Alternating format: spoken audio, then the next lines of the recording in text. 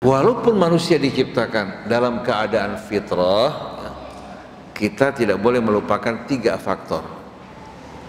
Tiga faktor ini dinamakan al-ilalun naqisah, faktor-faktor ya yang ikut berpengaruh dalam membentuk dan merubah, tapi tidak sempurna, artinya tidak pasti.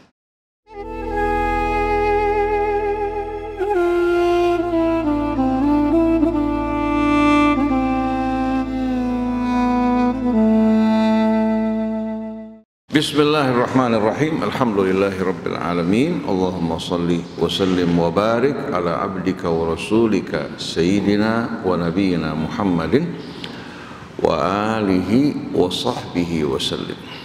Subhanak wa bihamdik wa nastaghfiruka wa nasta'inu bika wa nastahdik.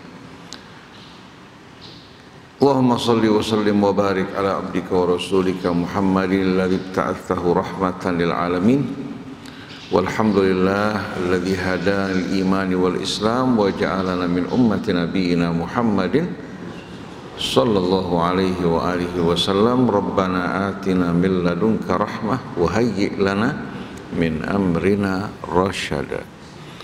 Rabbana zidna ilman wa alhiqna bis salihin. Allahumma atina min indika rahmah wa allimna min ladunka ilman nafi'a. Amma ba'du. Para jamaah hadirin hadirat jamaah Masjid Al-Mahdi yang dirahmati Allah, salamullahi alaikum jami'an wa rahmatullahi wabarakatuh. Alhamdulillah, mulai salat subuh tadi para jamaah berkumpul mendengarkan apa yang disampaikan Ustadz Hamzah. Mungkin jamaah mau intermezzo dulu apa? Minum teh dulu apa? Mau jamaah sekalian? Mau minum teh, kemudian dilanjutkan juga boleh. Tanggung apa? Kita mau buat, karena Ustadz Hamzah telah bicara tadi dari mulai subuh, kita mau buat suasananya dialog aja tanya jawabnya. Nah, kita akan mulai dengan menjawab pertanyaan tadi Bapak kita yang menggambarkan sunnatullah, bahwa tumbuh-tumbuhan akan subur bila berada di tanah yang subur, dirawat, dipelihara, baik disiram, dipupuk. Kalau tidak, walaupun benihnya baik, tumbuh di tempat yang tidak baik, pasti akan apa? Akan menghasilkan hasil yang tidak sama sekali diharapkan. Dalam surat Al-A'raf Allah berfirman, wal baladu thayyibu yakhruju nabatuhu biidzni rabbih walladzi khabutha la yakhruju illa nakida. Wal baladu thayyib, dan tanah atau daerah yang subur dan baik, niscaya tumbuh-tumbuhannya akan subur dengan apa? Dengan betul-betul marak. Tapi tanah-tanah yang tidak baik tidak akan tumbuh kecuali hanya pohon-pohon liar yang tidak menghasilkan hasil-hasil yang kita harapkan, seperti hasil-hasil pertanian, baik biji-bijian, ya, buah-buahan, sayur-mayur, tumbuh di daerah yang subur. Mungkin Bapak Ibu mengetahui Amerika itu, ya, sebagian besar daerahnya kan daerah gurun juga. Tapi semenjak bendungan Mississippi, sungai Mississippi dibuat jadi bendungan, maka daerah-daerah yang tadinya kering kerontang berubah menjadi daerah yang subur, terisi dengan tanaman gandum dan berbagai macam hasil-hasil buah-buahan, termasuk Australia. Para jamaah, kalau bandingkan buah kesemak kita sama buah kesemak Australia, beda enggak? Kalau kesemak kita genit, banyak bedaknya. Buahnya juga rasanya berbeda sekali dengan buah kesemak dari Australia yang kuning oranye bersih. Ya, penampilannya anggun, tidak genit, tapi rasanya apa? Rasanya Masya Allah, pada saat mengkal maupun manis. Tahu nggak? Buah kesemak di sana diambil dari sini. Bibitnya diambil dari mana? Dari sini. Dulu Indonesia mengekspor pisang ke Australia, Kemudian Australia meminta untuk dikirimkan pohon-pohon pisang. Akhirnya mereka menanam pisang di Australia, hasilnya lebih baik dari kita. Padahal sebagian besar daerah Australia itu gurun. Gurun yang kering kerontang, daerah subur bukan? Begitu juga bangsa Arab jahiliyah dulu juga merupakan apa? Lahan-lahan yang rusak dan tidak baik. Tapi semenjak butiran-butiran rahmat Allah dicurahkan di atas mereka melalui apa yang dibawa oleh Nabi kita Muhammad SAW dan kitab sucinya, daerah yang tadinya tidak subur melahirkan manusia-manusia yang amat menakjubkan. Betul nggak ibu-ibu sekalian?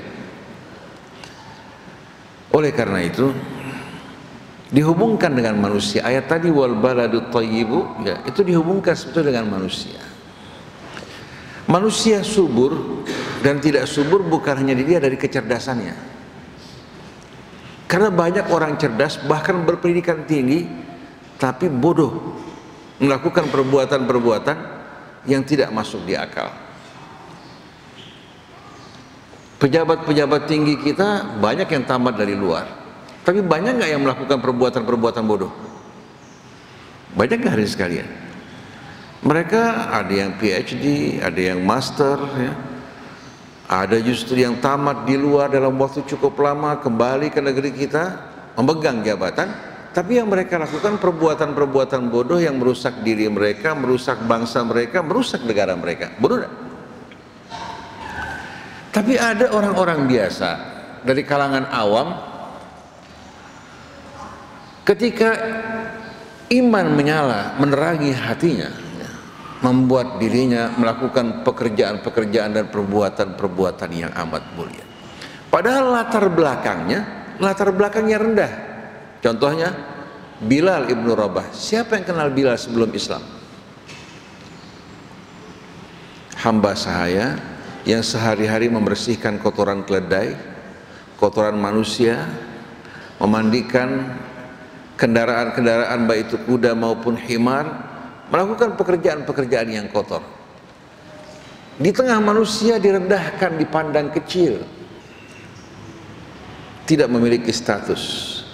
Tapi begitu dia masuk ke dalam Islam, menemukan kebenaran, walaupun dipanggang di atas padang pasir, diletakkan batu di atas tubuhnya, ternyata dia menolak untuk meninggalkan kebenaran dan cahaya yang ditemukan.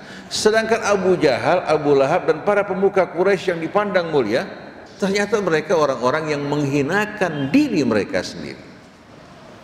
Betul tidak para jamaah? Salman Al-Farisi meninggalkan negerinya untuk berjumpa dengan Rasulullah karena kabar gembira yang diterima dari guru-gurunya. Dari Persia menuju ke Irak, kemudian menuju ke Syam, dari Syam berangkat menuju ke Madinah. Di tengah jalan kafilahnya dirampok dan dia merupakan bahagian yang dirampas dan dijual belikan di pasar perbudakan. Tapi sedikit pun dia tidak mengeluh, sampai akhirnya dia dijual kepada pengusaha di Madinah. Di sana menjadi petani korma. Ketika mendengar Rasul diutus di Mekah, hatinya penuh kerinduan untuk berjumpa dengan Rasulullah SAW. Begitu Rasulullah datang ke Madinah, dari hasil korma, ya, yang menjadi haknya dia sedekahkan pada Rasul. Rasulullah menolak sedekah. Lalu Salman mengatakan kalau begitu jadikan dia sebagai hadiah. Rasulullah terima hadiahnya. Ini merupakan tanda-tanda bahwa Nabi tidak menerima sedekah tapi menerima hadiah. Kemudian Nabi tersenyum melihat Salman karena Salman ingin melihat bukti yang lain. Rasulullah membuka bahagian pundaknya, ada syamah, tanda yang menunjukkan tanda kenabiannya. Salman memeluk Rasulullah SAW, bersyahadat an la ilaha illallah wa anna Muhammad Rasulullah. Salman berasal dari Persia, bukan bangsa Arab. Ketika kaum Ansor dan kaum Muhajirin memperebutkan Salman, Ansor mengatakan bahagian dari kami, Muhajirin mengatakan bahagian dari kami. Rasulullah mengatakan tidak.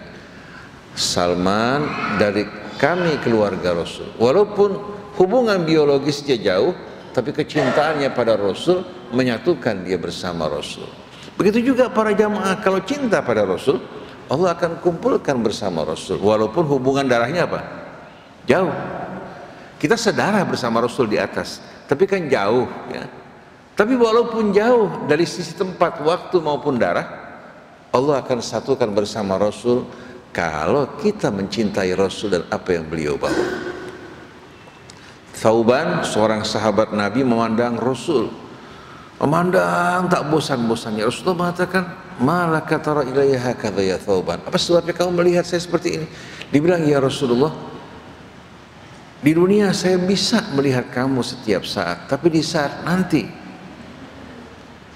manusia selesai menjalani hisab mereka, setiap orang ditempatkan di surga sesuai dengan derajatnya. Betapa jauh antara saya dengan engkau ya Rasulullah. Apakah mungkin saya akan melihat engkau di hari kemudian nanti? Rasulullah mengatakan, ya Thauban, setiap orang akan dikumpulkan bersama orang yang dicintai. Kalau melihat amal kita kan jauh, tapi kalau jamaah mencintai Rasul, mencintai orang-orang yang soleh, Allah juga akan kumpulkan kita bersama mereka. Itu merupakan rahmat Allah Subhanahu wa ta'ala. Jadi kita lihat orang seperti Bilal dahulu merupakan orang yang sia-sia, disepelekan. Begitu dia beriman, terjadi perubahan yang luar biasa, seolah-olah Bilal lahir kembali. Begitu juga Salman Al-Farisi, dulu seorang yang direndahkan, tapi begitu dia beriman, seolah-olah dia lahir kembali. Begitu juga para jamaah sekalian. Jadi jangan berkecil hati, jangan merasa minder ya. Jangan merasa kita bukan dari kalangan-kalangan yang berdarah biru. Ketahuilah banyak orang berdarah biru tapi melakukan perbuatan-perbuatan rendah. Berdarah biru tapi mereka menjadi apa? Bahan bakar api neraka. Contohnya Abu Lahab. Hadiah yang diterima karena keingkarannya, tabbat yada abi lahabi wa tab ma aghna anhu maluhu wa ma kasab. Ini merupakan surah yang khusus diturunkan untuk mengecam orang seperti Abu Lahab. Begitu pula Abu Jahal dan rombongan-rombongannya. Nah, saya ingin bertanya pada para jamaah sekalian, manusia sewaktu dilahirkan ke dunia ini, dilahirkan dalam keadaan bersih tidak? Bersih. Dalam keadaan fitrah. Semua manusia sama, hingga Allah berfirman, laqad khalaqnal insana fi ahsani taqwim. Terjadi perubahan pada dirinya bukan sekaligus, bukan Allah yang merubah dirinya. Oleh karena itu Allah gunakan kata thumma, artinya setelah dia lahir ke dunia, tumbuh, berinteraksi dengan lingkungannya, terpengaruh oleh pendidikan, akhirnya melakukan perbuatan-perbuatan rendah dan hina, terkontaminasi sesuai dengan perbuatannya. Kemudian setelah waktu yang cukup lama, kami terbalikkan dirinya asfala safilin, ke tempat yang paling rendah. Mungkin orang mengatakan, kok kejam sekali Allah Subhanahu wa ta'ala ya, menebalikkan manusia dari ahsan taqwim menuju apa? Menuju tempat yang rendah. Allah tidak kejam, Allah perlakukan kita sesuai dengan pilihan kita. Kira-kira kalau orang menyimpan kotoran manusia atau binatang di lemari, pantas enggak? Tapi kalau menyimpan emas berlian di tempat kotoran juga tidak pantas. Maka Allah akan tempatkan kita sesuai dengan pilihan kita. Oleh karena itu, yang terbebas dari kehinaan, kerendahan tersebut illal ladzina amanu wa amilus shalihat. Selagi kamu beriman pada Allah, mengerjakan amal soleh, kamu akan tetap berada fi ahsani taqwim. Adil enggak? Tapi kalau orang ingkar pada Allah, padahal Allah yang memberikan nikmat ya, seluruh nikmatnya milik Allah. Allah yang memuliakan dirinya menjadi khalifah, memberikan dia ilmu dan akal, dia ingkar pada Tuhan. Dia menjadikan selain Allah sebagai wali dan sembahannya, kemudian melanggar larangan-larangan Allah. Kalau Allah tempatkan dia fi asfalis safilin, pantas tidak para jamaah? Jadi bukan Allah yang memulai, dia memulai, Allah memperlakukannya sesuai dengan perbuatannya. Berarti semua manusia pertama diciptakan Allah, bahkan walaupun bapaknya musyrik, bapaknya seorang penjahat, ibunya seorang pelacur, fi ahsani taqwim. Saya ingin tanya pada bapak ibu, jiwa orang tua sama anak sama enggak? Sama enggak? Tidak. Jangankan jiwa anak kita, hati kita bukan di tangan kita. Betul enggak? Sampai seorang ditegur, kenapa kamu mencari perempuan jauh-jauh? Yang dekat banyak yang cantik-cantik, bahkan pilihan kamu tidak secantik ya orang-orang yang di sekeliling kamu. Dijawab oleh orang tersebut, lau kana qalbi mai makhtartu ghairakum. Kalau hati saya di tangan saya nggak bakal pilih kecuali apa? Kecuali kalian. Ngapain capek-capek pilih yang jauh? Betul dari sekalian. Bagaimana hati orang? Kalau anak-anak kita hatinya di bawah kendali kita, kita bisa mengendalikan mereka, mendidik mereka serupa dengan kita. Tapi ternyata biar bapaknya nabi, biar bapaknya wali, belum tentu anaknya mengikuti orang tuanya. Contohnya Nabi Allah Nuh. Begitu juga istrinya. Biasanya kan istri melekat menyatu dengan suami, tapi Nuh tidak berdaya pada istrinya. Begitu pula Nabi Allah Nuh. Begitu pula sekian banyak ulama-ulama, kiai, anaknya tidak bangga dengan orang tuanya, malah gaya hidupnya gaya hidup selebor. Kalau ditanya siapa orang tua kamu, malu bilang orang tuanya ustadz terhormat. Malu. Seperti di Mesir, pelajar-pelajar Indonesia kalau ditanya kamu sekolah di mana, malu untuk mengatakan di Al-Azhar. Karena Al-Azhar walaupun sekolah umum juga, tapi ada apa? Ada agamanya. Mereka kalau bicara, saya sekolah di Ain Sham University, kan namanya lebih keren kan? Cairo University, Zagazig University. Malu bilang sekolah di Al-Azhar. Seperti banyak orang-orang yang tamat dari sekolah agama, malu untuk mengatakan saya sekolah di pesantren atau sekolah agama. Saya sekolah di American University. Bahkan banyak keturunan Arab di Indonesia, di mobil, di bus gak mau bicara bahasa Arab, malu. Sedangkan orang-orang Indonesia aja mempelajari Al-Quran, menghafal Al-Quran, berbahasa Arab dengan baik. Aneh nggak para jamaah sekalian? Jadi kembali pada pilihan masing-masing. Orang tua tidak kuasa untuk mengendalikan jiwa anaknya. Oleh karena itu, kita sebagai orang tua jangan pernah kita beranggapan kita maha kuasa untuk mendidik anak-anak kita. Saya ingat kepada Syekh Abdul Wahhab Asy-Sya'rani, seorang alim, seorang soleh yang pengaruhnya cukup besar di tengah-tengah masyarakat. Waktu dia mendapatkan anak, dia bilang, saya akan didik anak saya menjadi orang yang lebih baik daripada saya, lebih berilmu, lebih baik. Subhanallah, begitu anaknya tumbuh menjadi anak yang nakal dan liar. Padahal bapaknya apa? Orang soleh. Disuruh belajar nggak mau, arogan, sikapnya tidak baik sama sekali. Syekh Abdul Wahhab bertanya-tanya, dari mana datangnya ini? Bapaknya taat pada Allah, ibunya juga wanita salihah, kok bisa lahir anak seperti ini? Akhirnya dia melakukan muhasabah sampai dia ingat ucapan dia bahwa dia akan didik anaknya untuk menjadi orang saleh. Langsung dia sujud, beristighfar, memohon kepada Allah. Dia serahkan anaknya kepada Allah, mohon agar Allah Subhanahu wa ta'ala memperbaiki jiwanya dan mendidik dirinya menjadi orang mulia. Semenjak saat itu si anak berubah. Jadi di samping usaha orang tua, ingat Allah Subhanahu wa ta'ala punya peran amat penting dalam meluruskan hidup keluarga kita semua. Saya ingat saya punya adik, kebetulan kita masih tinggal di rumah kecil di pinggir kali di Kebon Nanas. Adik saya taruh handuk di luar, saya bilang bawa ke dalam, malaikat yang jagain. Begitu dia ngomong, dia ke dalam, dia punya hati berasa hilang nih pasti. Memang malaikat dibawa perintah dia. Subhanallah, malam begitu dia buka, hilang handuknya. Kalau dia bilang Allah Subhanahu wa ta'ala mudah-mudahan menjaganya, lain. Saya kalau taruh sendal di daerah-daerah rawan, saya selalu Bismillahirrahmanirrahim. Kalau kita minta sebab Allah yang menjaga, malaikat bukan di bawah perintah kita. Rasul gak kuasa merintahkan malaikat. Wa ma natanazzalu illa bi amri rabbik. Kami gak turun kecuali dengan perintah Tuhan. Jadi hendaknya hati kita selalu dihubungkan dengan Allah dalam menggauli keluarga kita, mendidik anak kita. Kita merasakan pada saat kita dalam keadaan resah dalam rumah, hati bergelisah, begitu kita sholat berdoa pada Allah, langsung diberikan ketenangan, kebahagiaan. Artinya apa? Peran Allah dalam hidup ini besar enggak?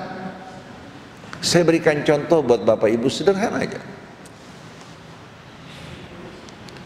Ketika seorang petani menanam pohon durian, dari mulai katakan biji lah, nggak usah cangkok, sampai tumbuh. Kemudian setelah tumbuh mulai belajar berbuah. Setelah itu mulai berbuah dengan lebat. Saya mau tanya, berapa persentase pekerjaan tani dengan yang dilakukan Allah?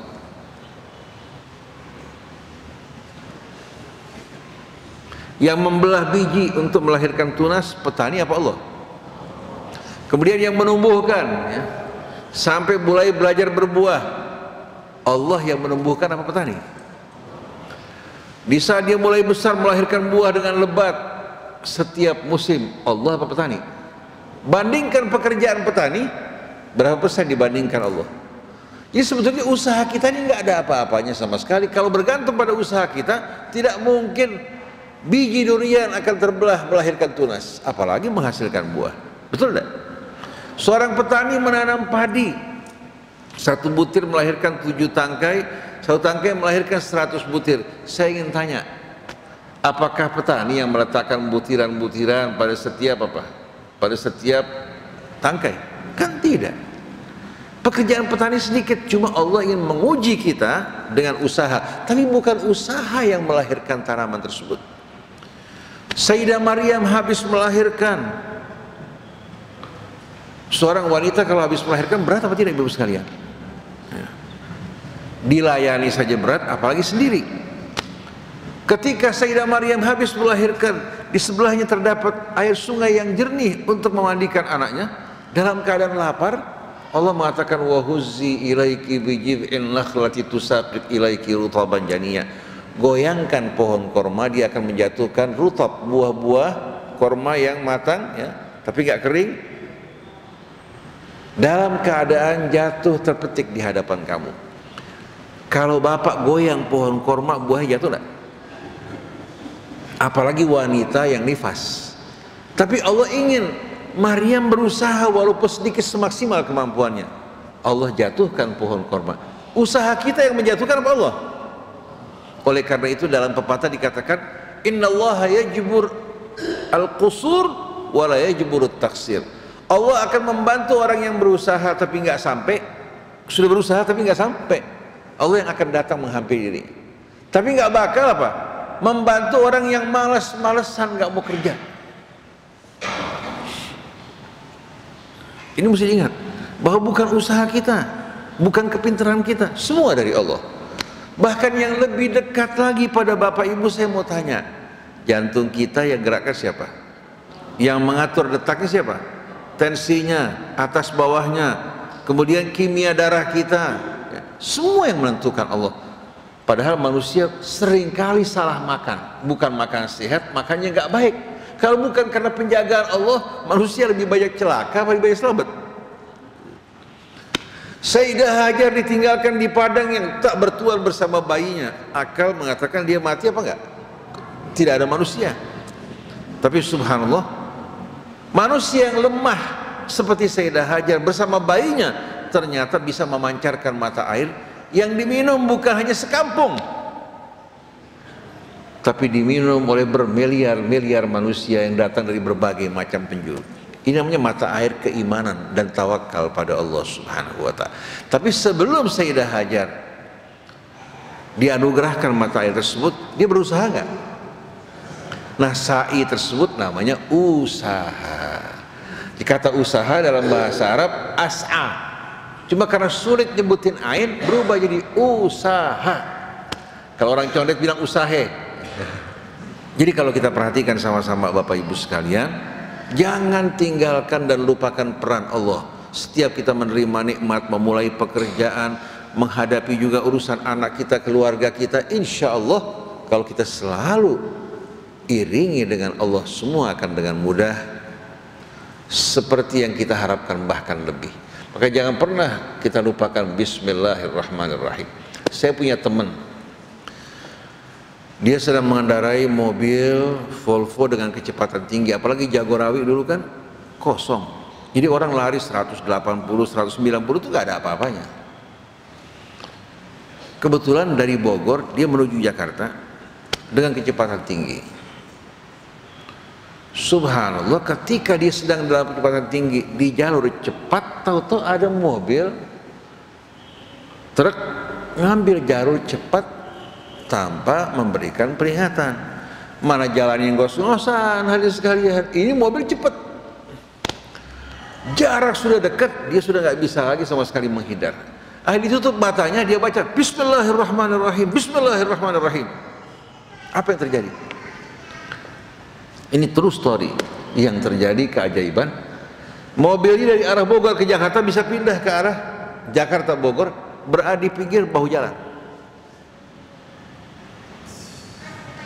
Bagaimana itu mobil lompat pindah ke jalur yang berlawanan, berhenti di bahu jalan, padahal dia berhadapan dengan apa? Itu keajaiban Bismillah yang diucapkan pada saat hati orang tidak berdaya. Tapi kalau Bismillah dibaca, hati kita merasa kuat, kurang manjur. Tapi begitu kita baca dalam keadaan betul-betul tidak berdaya, harapan kita hanya Allah, langsung melahirkan kemanjurannya. Oleh karena itu doa kalau betul-betul mau manjur, dibaca dengan penuh kekhusyuan. Kadang-kadang doanya sama, cuma lidahnya beda. Yang satu lidahnya nyambung ke hati, yang satu lidahnya kemari. Beda gak? Satu lidahnya kemari hubungannya, yang satu kemari dengan penuh keikhlasan. Yang diterima yang kemari. Jadi kalau Bapak mau jadi orang kuat, mau jadi orang yang dimudahkan dalam segala urusan, jangan pernah kita lepas berhubungan dengan Allah Subhanahu wa Ta'ala. Jadi sebetulnya manusia semua punya kesempatan yang sama. Saya mau tanya Bapak Ibu, Einstein ketika dia lahir, tumbuh, masa kanak-kanak, orang cerdas apa orang bodoh? Einstein ini orang bodoh. Tapi ternyata orang bodoh ini bisa apa? Bisa melahirkan keajaiban yang luar biasa. Terobosan ilmu pengetahuan saat ini berhutang banyak pada Einstein. Tapi walaupun dia bodoh, orangnya tekun, begitu pula orang tuanya dalam mendidik anaknya. Dari tekun ya, anak ini Allah kasih subhanallah, lama kelamaan batu saja terkena air bolong, apalagi apa? Akhirnya menjadi orang yang luar biasa. Dan banyak tokoh-tokoh di barat, termasuk tokoh-tokoh di negeri kita yang latar belakangnya bukan orang-orang cerdas. Saya kenal satu perempuan, bapaknya bodoh, ibunya bodoh, anaknya bisa pinter. Bapaknya bodoh, ibunya juga bodoh, tapi anaknya di sekolah ternyata unggul. Semua tergantung di samping Allah juga bagaimana seorang mengasah dirinya. Nah cuma ya, walaupun manusia diciptakan dalam keadaan fitrah ya, kita tidak boleh melupakan tiga faktor. Tiga faktor ini dinamakan al-ilalun naqisah, faktor-faktor ya, yang ikut berpengaruh dalam membentuk dan merubah tapi tidak sempurna, artinya tidak pasti, tidak pasti, berpengaruh tapi tidak mutlak dan pasti. Yang pertama faktor gen, faktor gen. Yang kedua pendidikan. Yang ketiga lingkungan. Ketiga faktor ini berpengaruh nggak? Berpengaruh kan? Tapi mutlak tidak? Tidak. Contohnya istri Fir'aun di tengah-tengah lingkungan yang bobrok, tapi dia beriman nggak? Istri Nabi Allah Nuh sama Lut di tengah-tengah lingkungan yang baik, suaminya orang soleh, begitu pula anaknya, beriman apa tidak? Asia beriman, istri Nabi Nuh, dan Lut tidak beriman, begitu pula anak Nuh. Ini pengaruh lingkungan, termasuk lingkungan dan pendidikan. tapi ternyata tetap manusia merupakan makhluk yang yang mandiri. Walaupun orang tuanya orang baik, belum tentu anaknya kalau tanpa usaha akan menjadi baik. Ini pengaruh pendidikan dan lingkungan, pengaruh gen. Kalau bicara soal gen, Nabi Nuh kan nabi manusia, nabi yang mulia kan, tapi anaknya bagaimana? Ternyata anaknya kafir. Berbeda dengan Abdullah bin Ubay bin Salul, bapaknya Rasul munafik. Ketika sang bapak mengatakan kalau kami ke Madinah yang mulia akan mengeluarkan orang-orang yang hina, maksudnya akan mengeluarkan Rasul dan orang-orang beriman, anaknya marah menghadang si bapak di tengah jalan. Kamu tidak diizinkan masuk Madinah sampai Rasulullah mengizinkan. Kamu yang hina Rasulullah yang mulia. Anaknya sampai dia bilang sama Rasulullah, ya Rasulullah, kalau kamu perintahkan seorang membunuh orang tua saya, biar saya melakukan, agar saya tidak menyimpan dendam pada orang yang melakukan. Bayangkan coba, padahal bapaknya seorang kafir. Nabi Ibrahim hidup dalam lingkungan yang bobrok penyembah berhala, tapi ternyata apa? Dia hidup dalam pencerahan. Jadi banyak faktor gen, faktor lingkungan, pendidikan berpengaruh tapi tidak mutlak. Saya berikan contoh lagi. Di tengah-tengah jamaah kita, ya, keturunan Arab, tinggal di daerah Cawang, Celitan, ya, dan di berbagai macam tempat termasuk di Krukut. Ini anak-anak nakal, sholat nggak sholat, bergajul, bergaul ke sana kemari. Akhirnya berangkat ke Australia cari pekerjaan. Nggak lama pulang dari Australia, ternyata apa? Menjadi pendakwah. Dapat hidayah di Australia, bukan di Mekah. Bukan kayak kita dakwahnya, dia dakwah. Ternyata apa? Di taman-taman depan gereja dia berdakwah, mengajak mereka masuk ke dalam Islam. Bayangkan coba, keliling di Australia berdakwah. Kalau kita kan di masjid-masjid, mereka keliling kemana-mana tempat berdakwah dengan penuh keyakinan. Padahal waktu di Indonesia, di tengah orang tuanya lingkungan yang Islam, ternyata bergajul. Sampai orang heran, nih Arab yang dari Krukut, yang nakal, pulang jenggotan berdakwah dengan lemah lembut. Sampai mereka bilang, kalau gitu kita ini ke Australia sekalian deh. Sedangkan yang di Mekah, waliyadzubillah, banyak yang hidupnya berantakan, porak-poranda. Bapak Ibu percaya nggak? Banyak orang kerja di depan Masjid Al-Haram, Masjid Nabawi, seumur-umur nggak pernah masuk ke masjid. Seumur-umur nggak pernah ziarah Rasul. Sedangkan orang Indonesia jual tanah, jual ini. Bahkan sekarang biaya haji naik, yang plus sampai kemarin 600 juta yang furoda. Ada 4 orang mu'alaf telepon Ustadz Utsman, saya mau berangkat haji. Sekarang lagi mahal. Berapa kira-kira? $40.000. Beli visa 17.000 berapa? Belum tiket, belum hotel, 600 juta kurang lebih. Dibilang nggak apa-apa Ustaz, 4 orang sama Ustaznya dibayarin 6 kali 6, 3,6 miliar orang Indonesia bayar. Karena apa?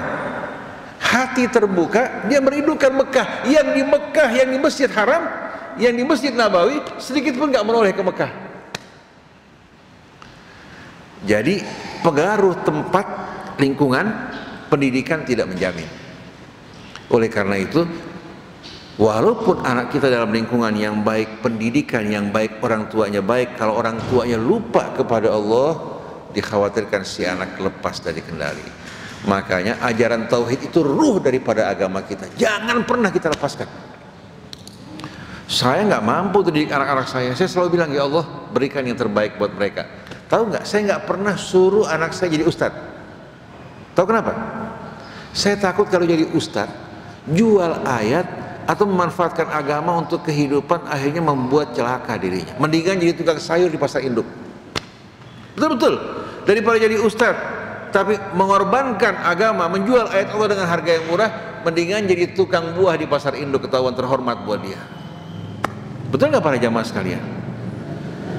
Yang penting keimanan, kesolehan. Kita ingin anak kita jadi orang yang berilmu dan alim, tapi yang paling utama akhlaknya.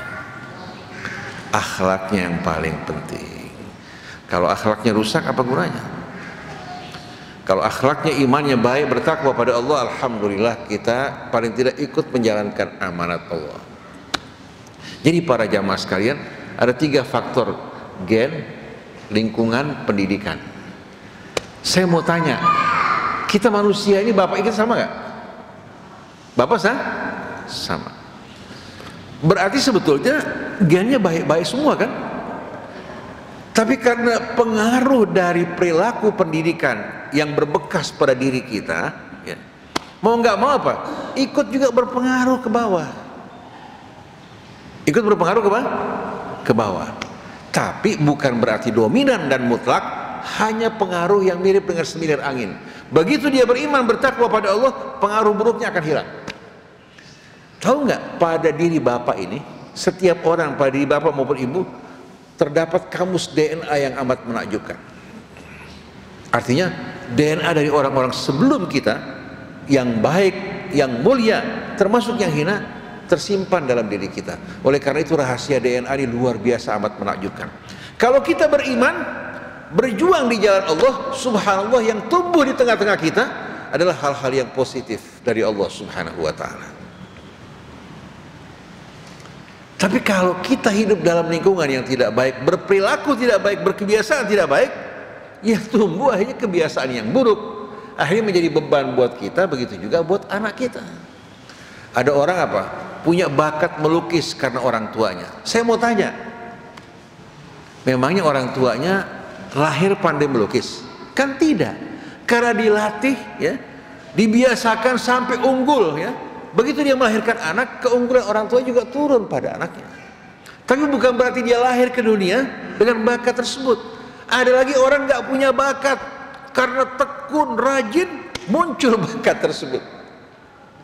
Jadi bapak ibu jangan pernah berkecil hati. Setiap orang dari bapak ibu punya keajaiban yang betul-betul amat menakjubkan. Kalau nggak mungkin lahir orang seperti Bilal yang menakjubkan, Salman Al-Farisi, bangsa Arab yang tadi terkebelakang, tertinggal, menjadi duta-duta rahmat.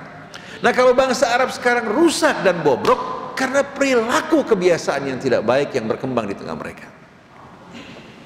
Begitu juga kalau bangsa kita dikenal sebagai bangsa, ya, yang rakyatnya, ya, dalam tingkat korupsi, ya, nomor 2 teratas atau 3. Bayangkan coba. Itu bukan berarti bangsa kita bobrok dari asalnya, tidak. Kebiasaan yang dibiasakan di tengah-tengah lingkungan, ditambah lagi yang seharusnya di atas menjadi pembimbing yang baik, mendidik rakyatnya, baik itu ulamanya maupun para pemimpinnya, ternyata mereka membiarkan semua ini terjadi untuk kepentingan mereka. Tapi kalau seandainya para pemimpin, para tokoh yang bertanggung jawab mendidik, mencontohkan yang baik, rakyat Indonesia siapa yang gak mau jujur? Memangnya polisi yang terima duit di korek api yang dilempar senang hatinya? Dia sedih, dia malu. Tapi kebutuhan, mau bilang apa hari sekalian? Akhirnya dimulai korek api yang berisikan 5.000 perak, 2.000 perak, mulai menjadi kebiasaan dan meningkat. Kayak ustadz, dakwah pertama ikhlas, mulai terima 100.000, 200.000, tahu-tahu di departemen, di kantor-kantor terima dolar, dolar. Akhirnya dipikir apa? Wah, mereka lebih hormatin kita dibandingin masjid-masjid nih. Sampai akhirnya apa? Di satu lembaga dakwah, ustadz kalau hari Kamis, Rebo duduk nungguin telepon, telepon. Ini bukan cerita, true story. Begitu ada telepon dari masjid fulan butuh khatib Jumat, dibilang nggak ada orangnya. Begitu dari kantor fulan atau departemen, saya Ustadz fulan nggak ada kebetulan. Kita lihat bagaimana muncul kecintaan pada harta. Tadinya ini Ustadz nggak tahu apa-apa sama sekali, keluar dari pesantren dengan penuh ketulusan, tapi mulai muncul hubbud dunia karena kebiasaan-kebiasaan yang kurang bagus. Artinya kalau dia mengajar terima imbalan, bukan merupakan satu yang haram, tapi kalau sudah mulai menjadikan dunia sebagai tujuan, sampai satu orang bilang, anaknya cerita mengenai bapaknya, saya punya orang tua, amplop maulid kemarin sebahagian masih belum dibuka. Jadi amplop yang diterima dari hasil peringatan Maulid kemarin sebahagian belum dibuka. Padahal rakyat di sekelilingnya dalam keadaan susah, menderita, banyak orang minta bantuan gak diperdulikan sama sekali. Coba dia terima, dia pakai untuk kebutuhan dia, selebihnya dibantu untuk orang, kan mulia. Tapi ternyata watak dia mirip dengan api Halmim Mazid. Ada tambahan apa enggak? Akhirnya sama dengan satu orang ustadz ceramah menganjurkan anaknya untuk orang-orang untuk berinfak. Bacakan ayat Allah, lan tanalul birra hatta tunfiqu mimma tuhibbun. Kalian tidak akan mendapat puncak kebaktian sampai kalian mau menginfakkan apa yang kalian cintai. Kebetulan si bapak ini punya ayam yang disayang luar biasa. Datang orang minta ke rumah dia. Si anak kebetulan apa? Nggak punya. Ibu nggak punya. Ayam orang tuanya dikasih buat apa? Buat orang yang minta. Si bapak begitu pulang ke rumah, ternyata dia menjumpai ayam yang disayang nggak ada. Kemana perginya? Si anak bilang, saya infakkan. Marah si bapak. Kenapa kamu infakkan? Kan bapak bilang, lan tanalul birra hatta tunfiqu mimma tuhibbun. Si bapak bilang, ini bukan untuk kita, untuk orang. Ya masalah ka orang, ya kabatur. Maksudnya ini hanya untuk orang. Ustadz gak wajib berinfak. Faham ibu sekalian? Nah kalau begini caranya, pantas kalau agama rusak dan masyarakat rusak. Kita ingin ustadz jadi contoh, pemimpin di atas juga jadi contoh. Saya terkenang pada beberapa pemimpin. Contoh diantaranya Ahmadinejad, pemimpin Iran. Orangnya kecil, pendek. Kita kalau sebut Iran aja, Syiah langsung. Ketika dia mengawinkan anaknya, ya, dia mengawinkan di hari kerja. Dia tidak undang menterinya, tidak undang pejabat sama sekali. Undang hanya 20 orang, hidangan juga ala kadarnya, kue-kuehan dan buah-buahan. Dia datang ke acara, dinikahkan anaknya, langsung dia berangkat ke kantor kembali. Sedangkan menterinya, pejabatnya tidak ada satupun yang diundang. Kenapa? Takut kalau sampai mereka meninggalkan tugas pekerjaan mereka. Kalau kita punya kebiasaan urusan pribadi, tapi kita melibatkan banyak orang untuk kepentingan kita. Betul nggak? Nah kalau pemimpin menjadi contoh yang baik dalam hal ini, rakyat bakal ikut. Semua tergantung yang di atas. Nah kita ingin para ustadz, para tokoh, para pemimpin di atas menjadi contoh buat orang yang di bawah. Hingga lama-kelamaan korupsi bisa ditinggalkan. Kalau tidak, mustahil kita akan mampu memberantas korupsi kalau kita tidak memberikan contoh di tengah masyarakat. Dan masyarakat ini selalu menjadikan pemimpin mereka sebagai idola. Bangga nggak kita kalau punya pemimpin presiden menjadi contoh dalam ketakwaan, kewaraan, kebersihan hidupnya, gaya hidupnya begitu jadi presiden tidak berubah sama sekali, tapi selalu peduli terhadap masyarakat. Kira-kira masyarakatnya yang tadi terbiasa dalam perbuatan yang gagak berubah apa enggak? Pasti berubah. Seperti kejadian pada siapa? Pada salah seorang sahabat Nabi kita yang bernama Suraqah bin Malik. Ketika Nabi meninggalkan Mekah, dikejar, diburu oleh siapa? Oleh para pemburu sayembara, diantaranya Suraqah bin Malik, karena mendapatkan janji imbalan yang besar bagi siapa yang menemukan Rasul. Suraqah mengejar Nabi, tahu-tahu kudanya ketika mendekati Nabi tersungkur di pasir, pedangnya terjatuh. Rasulullah ambil pedangnya, todongkan pada Suraqah. Akhirnya Suraqah mengatakan, ya Muhammad, dia nggak bilang ya Rasulullah, saya berjanji kalau kamu lepaskan saya untuk tidak memberitahukan orang-orang yang mengejar kamu. Rasulullah bertanya, mau nggak kamu bersyahadat an la ilaha illallah wa anna Muhammad Rasulullah? Mendapatkan penjelasan dari Rasul, langsung dia beriman. Lalu Rasulullah mengatakan, kamu kembali ke tengah keluarga kamu, sembunyikan keislaman kamu agar kamu tidak mengalami siksaan dari mereka-mereka yang tidak menyukai. Rasulullah berjalan, Suraqah kembali ke Mekah. Lalu sebelum Rasulullah jalan, Rasulullah mengatakan kepada Suraqah, kelak kamu nanti yang akan menggunakan mahkota Kisra dan perhiasannya. Ketika Persia beralih ke tangan umat Islam. Subhanallah. Waktu berlalu, Rasulullah berdakwah hingga Islam berkembang sampai pada masa Amirul Mukminin Umar bin Khattab radhiyallahu anhu berhasil meruntuhkan kekuasaan Persia yang mencabik-cabik surat Nabi kita Muhammad sallallahu alaihi wasallam. Seluruh perhiasan Kisra dibawa. Kemudian di hadapan Sayyidina Umar, Suraqah menggunakan mahkota tersebut sama perhiasannya sampai pelitih-pelitihnya.